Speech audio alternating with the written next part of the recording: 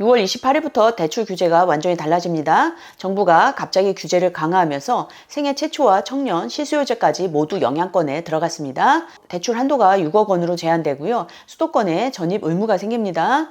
디딤돌 보금자리론도 예외가 없죠. 나는 괜찮겠지 라고 생각하셨다면 이 영상 끝까지 보셔야 합니다. 실제로 6월 28일 이후 계약 예정인 분들 대부분 영향을 받습니다.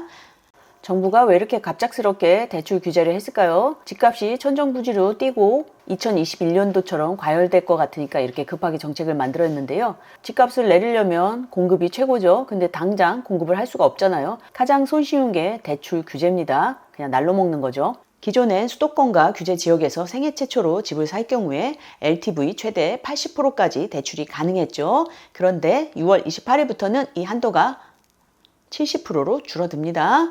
예를 들어 감정가 5억 원 아파트를 사려는 경우 기존엔 4억 원까지 가능했다면 이제는 3억 5천만 원까지만 나옵니다. 그리고 대출 최대 한도는 6억 원으로 고정됩니다. 기존에 7, 8억 원 받던 분들 앞으로는 불가능하죠.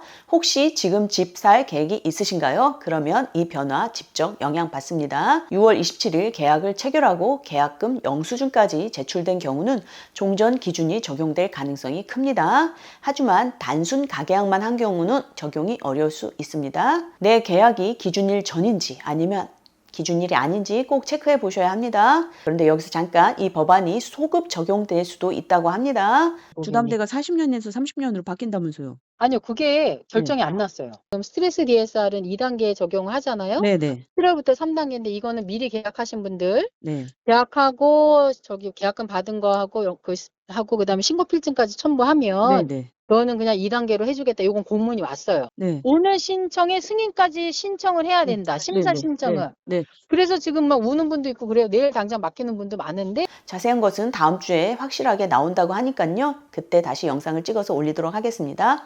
여기서 끝이 아닙니다. 수도권과 규제 지역에서 주담대를 받으면 6개월 안에 전입을 해야 하는데요.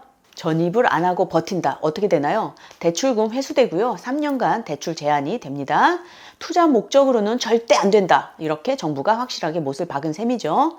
정책 대출도 예외가 없습니다. 나는 디딤돌 보금자리론 쓰니까 괜찮겠지? 저도 그렇게 생각했는데요. 아닙니다. 이번 대출은 정책 대출도 똑같이 적용됩니다. 디딤돌, 버팀목, 심지어 전세 대출까지 모두 포함됩니다. 한도 축소와 전입 의무가 전면 적용됩니다. 왜 이렇게 하냐고요? 정부는 정책 자금을 실소유자에게만 쓰겠다는 방향으로 전환 중이기 때문입니다. 전세 대출도 조입니다. 7월 21일부터는요, 전세 대출 보증 비율도 90%에서 80%로 축소됩니다. 은행은 대출 심사를 더 깐깐하게 할 수밖에 없습니다. 이 변화가 무서운 이유는 전세 수요가 월세나 반전세로 넘어갈 수 있다는 점이죠. 이렇게 되면 서민들의 주택 부담이 훨씬 커지기 때문에 어려워집니다. 정부는 은행들의 대출 총량을 줄이라고 이미 지시를 했는데요. 가계대출 목표치를 절반 수준으로 설정했기 때문입니다. 그 말은 곧 앞으로는 내가 원해도 대출이 안 나올 수 있다는 뜻입니다. 신혼부부, 청년, 다자녀 가구 등 실수요자들은 지금 당장 전략을 새로 짜야 할 때입니다. 지금 은행들 오늘 밤 12시까지 대아수라장인데요. 왜냐하면 오늘까지 신청된 서류를 오늘 다 승인하라고 정부에서 지시를 내렸다고 합니다. 일시적 1가구 2주택은 어떻게 될까요? 재개발이나 재건축 등 주택 정비 사업에 입주권을 가진 분들이 계실 텐데요. 이렇기 때문에 집이 철거가 됐기 때문에 다른 집에 전세를 가거나 새로운 집을 사시는 분들이 계시죠. 그런데 등기소에서 멸실 등기가 완료되기 전까지는 이 주택이 됩니다.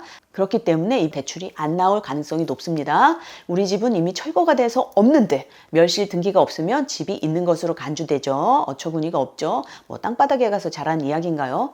이번 대책은 분명합니다. 정부는 투자 목적의 대출을 철저히 차단하고 실거주 목적만 남기겠다는 신호를 준 겁니다. 지금은 내가 받을 수 있는 대출이 얼마인지, 전입 조건을 충족할 수 있는지 정확하게 따져야 합니다. 댓글에 상담 링크 남겨두었으니까요. 내 집 마련 전략을 점검해 보세요. 오늘 영상이 도움이 되셨다면 좋아요와 알람, 구독 꼭 눌러주시고요. 다음 주에 정부 정책이 확실하게 발표가 되면 빠르게 정리해서 업로드를 하겠습니다. 감사합니다.